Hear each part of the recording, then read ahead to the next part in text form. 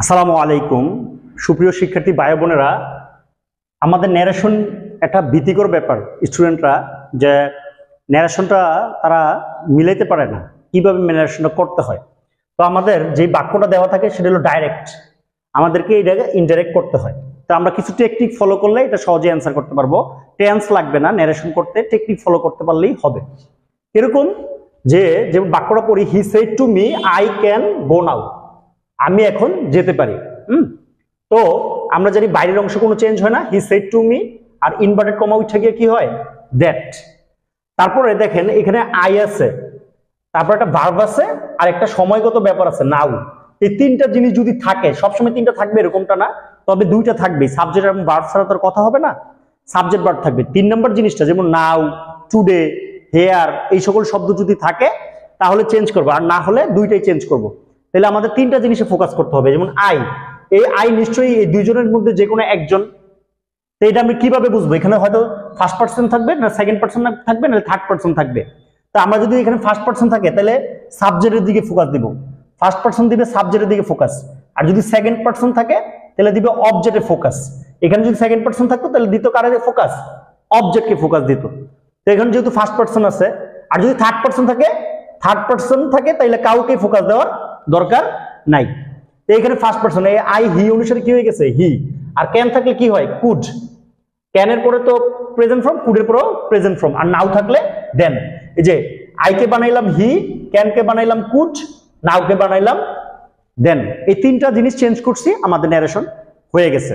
আচ্ছা, আরেকটা question solve করা যাক অন্য সেন্টেন্স। এটা তো অ্যাসার্টিভ সেন্টেন্স, ইন্টারগেটিভ কিভাবে হলো? আমরা ইন্টারগেটিভ কি তিনটা হয় কিনা দেখি। হি সেড টু মি, সে আমাকে বলল, ক্যান আই গো নাও। এই বাক্যটাই অ্যাসার্টিভ থেকে ইন্টারগেটিভ হয়েছে কখন? যখন প্রশ্ন করছে, মানে ক্যানটা আগে এসে পড়ছে। তাহলে এবার তো প্রশ্ন করলে সেড টু জায়গায় কি লিখবো? আস্কড। আজ যে লিখলাম, এখন মাঝখানে কি দ্যাট লিখবো না ইফ লিখবো? কারণ এখন যেহেতু প্রশ্ন করছে, দ্যাট এর বাংলা তো যে, এখন বাংলা হয়ে যাবে কিনা, মানে আমি এখন যেতে পারি কিনা। তাহলে কিনা ইংরেজি হলো ইফ। আমরা জানি কিনা ইফের বাংলা যদি, কিন্তু এখানে ইফের বাংলা কি হিসাবে কাজ করতেছে? কিনা। ঠিক ওরকম ভাবে এই যে ক্যানটা কুড হয়ে গেছে। এর প্রশ্ন হলো, ওরা তো প্রশ্ন করছে ক্যান আগে ছিল, কিন্তু আমি তো উত্তর করার সময় আগে সাবজেক্টটা লিখবো, দেন ক্যানটা লিখবো। ক্যান এখানে কুড, কিন্তু আই কাকে ধরছে? এই যে হি কে ধরছে, ফার্স্ট পারসন সাবজেক্টকে ধরে, হি কুড গো। নাও থাকলে কি হবে? দেন। ঠিক হি কুড গো দেন, এইখানেও অ্যান্সার হি কুড গো দেন, একই অ্যান্সার। জাস্ট নর্মাল বাক্যে মাঝখানে দ্যাট বসে, আর ইন্টারগেটিভ বাক্যে মাঝখানে ইফ বসে। আচ্ছা, এটা যদি আবার একটা ইম্পারেটিভ বাক্য হয় তাহলে কিভাবে অ্যান্সার হতে পারে? যেরকম he said to me let us go now, চলো এখন আমরা যাই। তো সে আমাকে কি করলো? এখন তার প্রশ্ন করে নাই, কি করছে? প্রস্তাব করছে। তাহলে কি হবে? প্রপোজড। তাহলে হি প্রপোজড মি, আর ইনভার্টেড কমা উঠে গিয়ে মাঝখানে কি বসে? দ্যাট। তাহলে যাবে, এখানে আজ বলতে কি, সে এবং আমি মিলে কি হইছি? আমরা।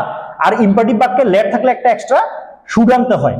এখন প্রশ্ন হলো ক্যান থাকলে কুড আনতে হয়, কিন্তু ইম্পারেটিভ বাক্যে ক্যান তো আর থাকবে না, তখন এটা কি হবে? লেট থাকার কারণে তো ক্যান আসবে না আলাদা করে, তখন একটা এক্সট্রা শুড যোগ করছি। লেটাস থাকলে কি আনতে হয়? শুড।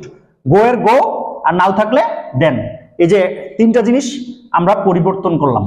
এখানেও আমরা কয়টা পরিবর্তন করলাম? তিনটা। যদি নাও না থাকতো তাহলে আমি দেন আনতাম না, তাহলে দুইটা পরিবর্তন করতো।